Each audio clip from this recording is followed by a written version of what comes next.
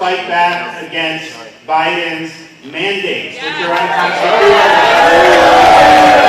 And so we're doing that on all fronts, but we're also saying in Florida, even apart from what Biden does, I don't care if you're a police officer, I don't care if you're a firefighter, I don't care if you just work for a private company, you shouldn't lose your job over these COVID mandates. And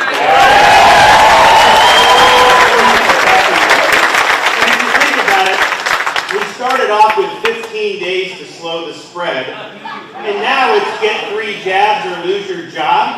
I don't think so. So we have to stand up for people's ability to make their own decisions, and we shouldn't let people lose their jobs. And so we're going to make sure that we do that in this upcoming legislative session.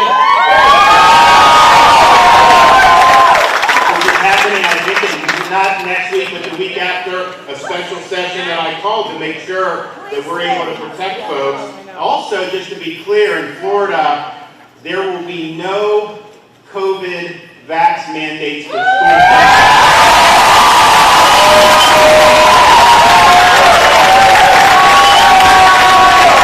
That is a decision for parents to make, and we'll support their ability to do that. So we're going to do, and we're going to have, and in the special session, we're going to make sure that this Parents' Bill of Rights has teeth, and that parents are able to make these decisions, including, like most of Florida has done, letting kids go to school without having to wear a mask for 8 hours.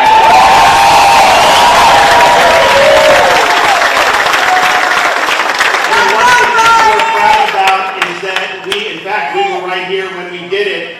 We signed legislation earlier this year with huge reforms for election integrity. And it's something that was very important. We did a number of things.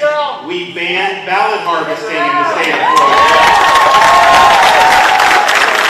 We stopped unsolicited mass mail balloting in the state of Florida. We require voter ID for absentee ballot requests.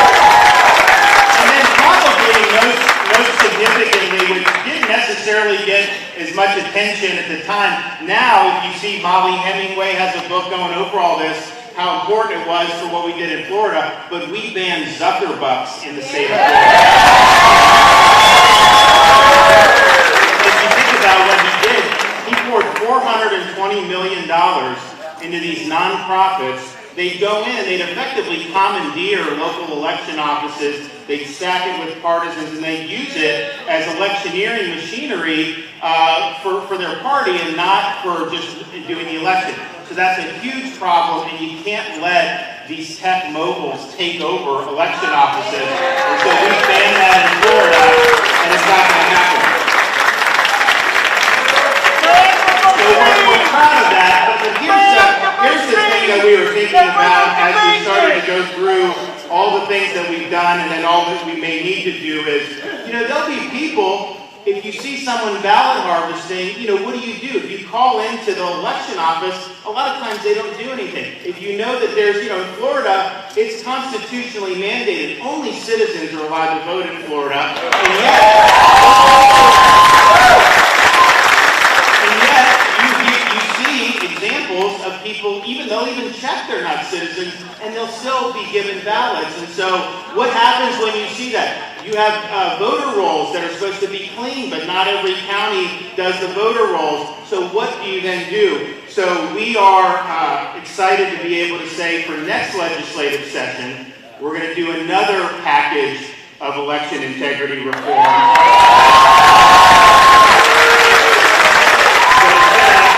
Florida way number one by a long shot in anywhere in the country. Here's what we're going to do. First, we are going to create a separate office at the state level solely dedicated to investigating and prosecuting election crimes.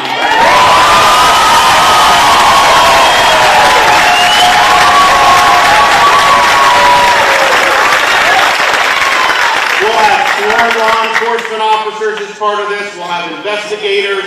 We'll have the statewide prosecutor that's able to bring the cases. And so there's the issue that what will happen is if someone's ballot harvesting, you report it to these people, and this is their sole job. You know, some of these counties, it's not even, some of them will do the cases, but that's not their expertise. They got all these other crimes that they have to deal with. So by the time it happens, the election's already over. So it's not necessary, and some just don't want to deal with it at all. So now we have, there'll be specialists, they're going to understand what's legal, what's not legal. They're going to have the ability to investigate any crimes involving the election, and I think that's going to be something that's very, very important. We're also going to, because we've seen how they abuse ballot harvesting. Yeah, we banned ballot harvesting, but they only counted it as a misdemeanor.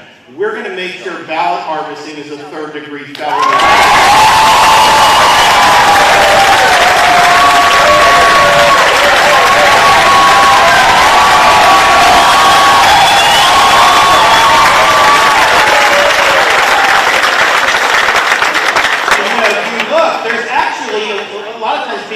About all these things with like the election rolls, and it's important in Florida because we have people that come and go all the time. You know, some states really have very stable populations. We have a very dynamic population. Now, we have more people moving in than move out, but nevertheless, that's just the reality of what we do. So you have to make sure that you're following the guidelines and the requirements of making sure the voting rolls are clean. Obviously, I think we all know, I know people who say, you know, that, hey, someone told me my father passed away 3 years ago, he still gets ballots sent to his house. And that's, you know, we don't want that. We don't want ballots going, you know, in California, they send ballots to everybody. So if you've ever lived in California, there's people that haven't lived there for 5 or 10 years and they're getting ballots sent to them.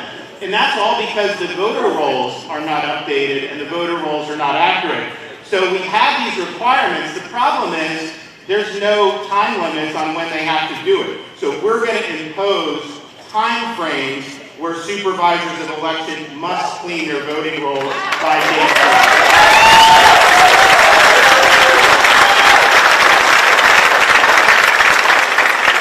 And then obviously with the banning of Zuckerbucks, what Zuckerbucks would do, they would take these drop boxes and they put them in all kinds of crazy locations. They weren't supervised or anything like that. So we did reforms in this bill last year that we were doing it, but I think that there needs to be more reforms on this. First of all, I don't even think we should have drop boxes.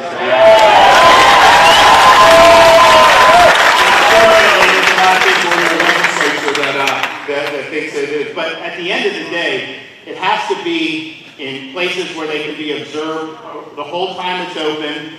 You have video and somebody in person. And then as soon as the day is over, 7 o'clock, it's got to be taken off. You can't just leave it there overnight. And you can't take in ballots after the election's over. Once the election's over, there's no more ballots.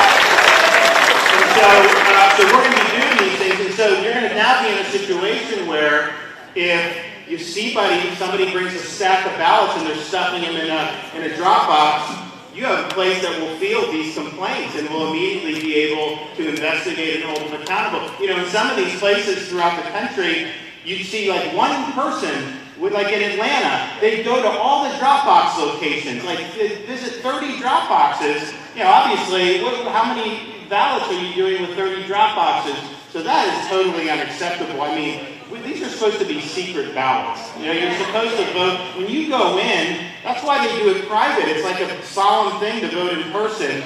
But then you have these mail ballots, and somehow you can have someone have a stack of 50 ballots. That's just not right. So we're going to make sure that that doesn't happen in Florida, and I think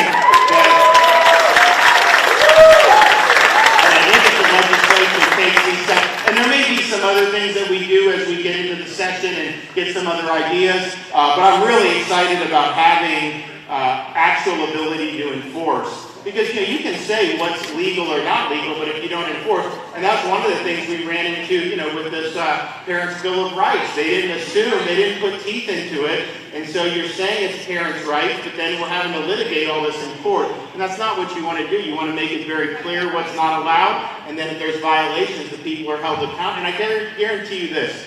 The first person that gets caught, no one's going to want to do it again after that, because they know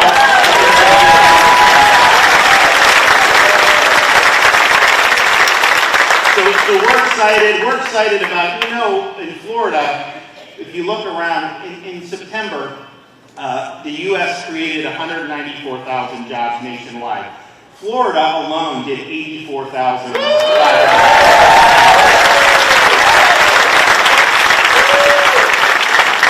have the lowest per capita tax burden in the United States. Our budget, some of you from New York, New York's budget is over twice the size of Florida's budget. Obviously, their taxes are a lot higher. But yet, who has better roads, and who has better infrastructure, and who has better education?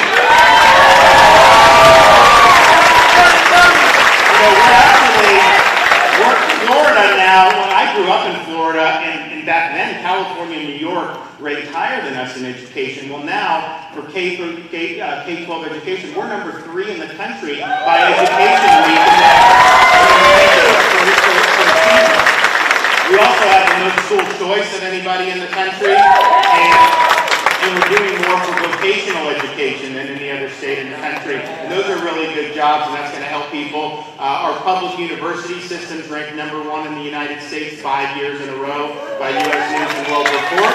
We don't let them raise tuition, so you can actually afford to go, and they're able to do that. So we're really excited about a lot of the progress that we've been able to make, and I think I talked about this voter registration. I mean, people are voting with their feet. They're leaving failed states, and they're trying to come to a state that's going to be well managed and well governed. I can tell you, I talk to people all the time who flee, and they say it's the best decision they ever made.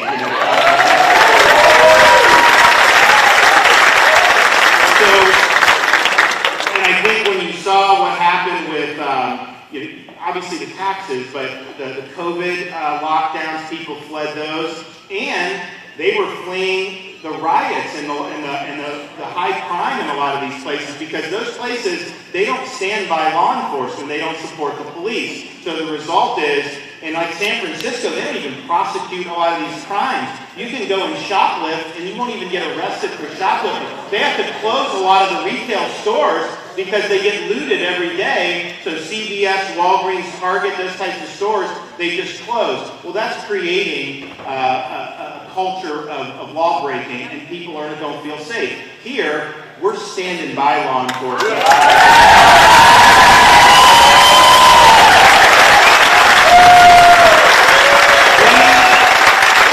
Last year, when people were defunding the police, we did $1,000 bonuses for all first responders.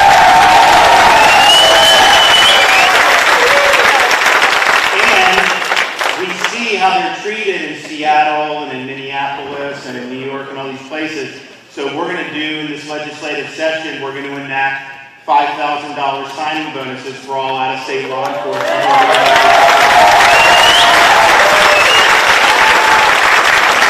going to be bonuses again as well. So stay tuned on that. We're going to work hard. But it makes a difference.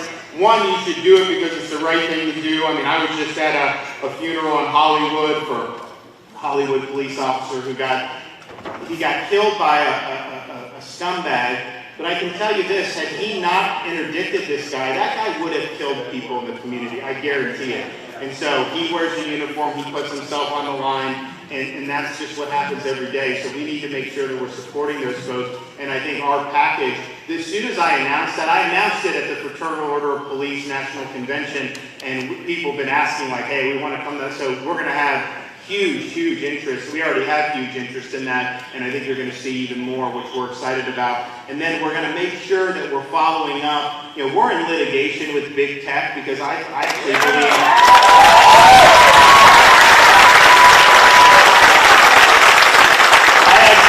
that if you want a free society, you can't have a handful of companies in Silicon Valley control the speech that's allowed in this country. And that's what's happening. They interfered in the election in 2020 by censoring things that they didn't want to be able to help Biden. And then they've done things with COVID to censor the truth about the Wuhan Institute of Virology, which we know was a big problem. And oh, by the way, Fauci funded Wuhan Lab.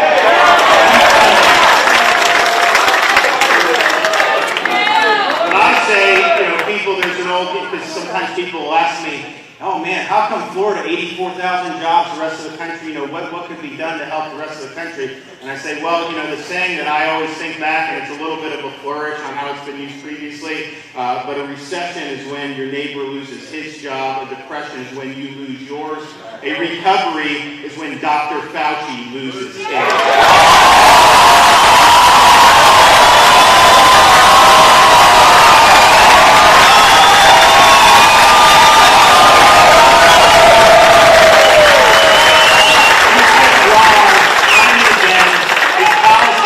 Very damaging to tens of millions of people, and we know what the NIH has been doing is cruelty to animals with what they're doing with these beagles and these puppies. I'm sorry, our tax dollars should not be going to that, and I think the whole lot of it needs to be cleaned out.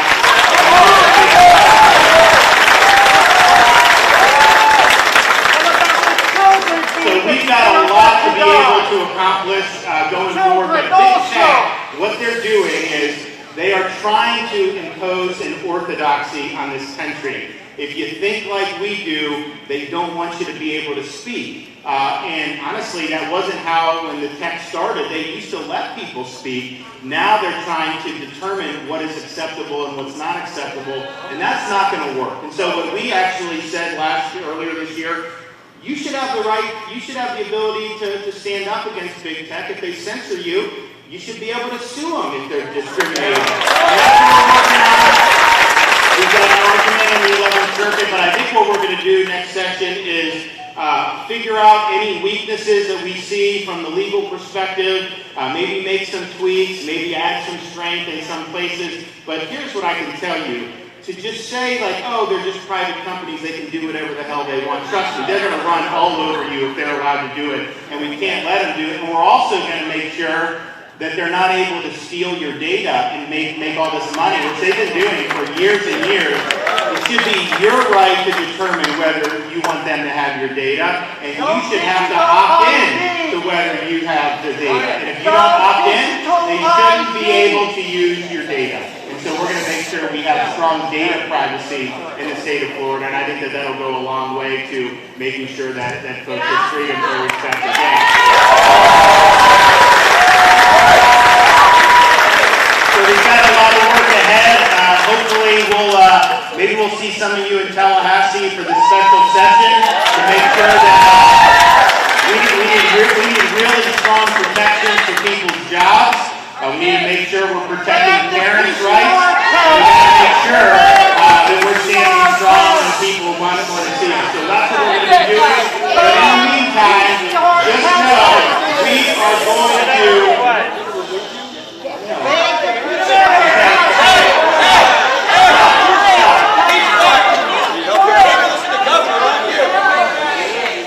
my wife's company is penalizing her.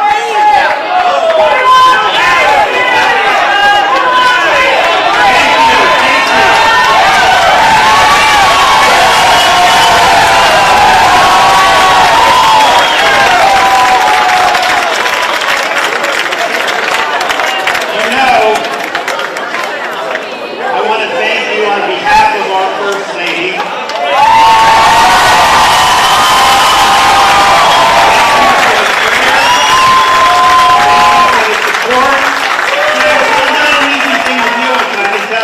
Really strong, and she's going to be back better than ever.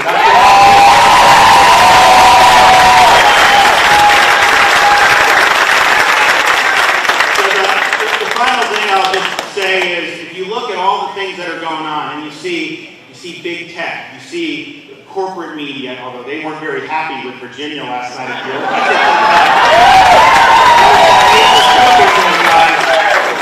If you look at that, if you look at what's going on with some of the big corporations with their woke agenda, when you look at the Brandon administration,